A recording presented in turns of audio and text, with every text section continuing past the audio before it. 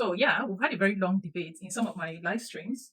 We had a very long debate on if we should forgive our parents, if we should forgive our forefathers, foremothers, ancestors, ancestresses that fucked up. There have been a long debate about this conversation. As hard as that is, it is necessary. You cannot change, you cannot transmute what you cannot feel. You cannot change it. You're going to keep emitting that energy of pain, of hurt, and it's going to keep magneting to you what you truly do not want. But that is what you're vibrating.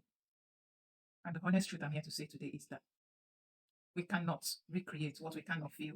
We cannot heal what we cannot feel. We can't. No, we can't. So, straight to the point. If there are people, if maybe in your bloodline you have fathers who maltreated women, you have fathers who maltreated women, it simply means that the feminine energy in that family is stuck. The feminine energy in that family is offended. The feminine energy in that family is not functioning. What does this mean? It means that the family is going to have a problem with creating, especially the men in the bloodline. They're going to have a problem with creating, and the women in the bloodline might also be struggling too. Why? The energies in the bloodline has been deeply offended, has been deeply hurt, has been deeply suppressed.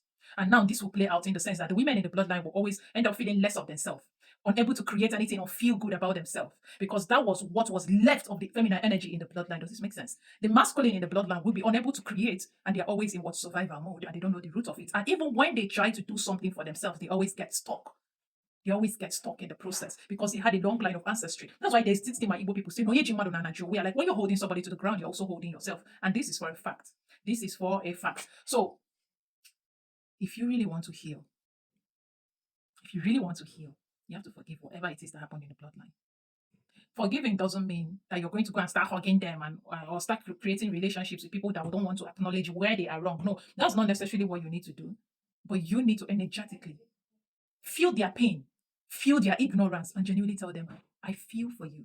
I'm sorry you're ignorant or you abide in this ignorance. But we need to let this go. I don't care your gender. You can't do this thing I'm talking about. Connect with the mothers in that bloodline and say, well, I'm sorry for all the things you went through, for all the suppressions you experienced. But we can't keep keeping the feminine energy in the bloodline down. We need to venerate it. Now, this is the history or mystery behind ancestral worship. This is where ancestral worship is rooted in. Now you're trying to pacify, you're trying to appease. The thing is, do we even understand the root of it, the real intention of doing that ancestral worship?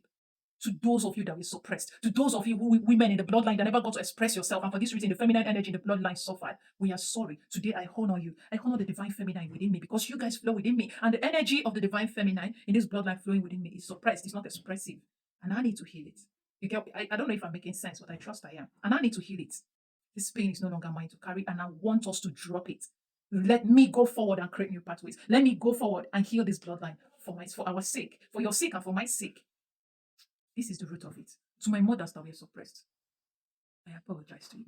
It's okay. I feel your pain. I feel what it meant to not be expressive. I feel what it meant to be so suppressed and not heard and made to feel like you're less. I feel it. To my fathers, that because of that suppression, you weren't even able to rise because holding the feminine down meant you were holding yourself. I feel your pain. I feel your ignorance. I feel your confusion. And I'm sorry that you didn't know better. But now I know better. And I want to do better. I want my life to be better. Healing will be your mate too. Breaking ancestral patterns is not your mate.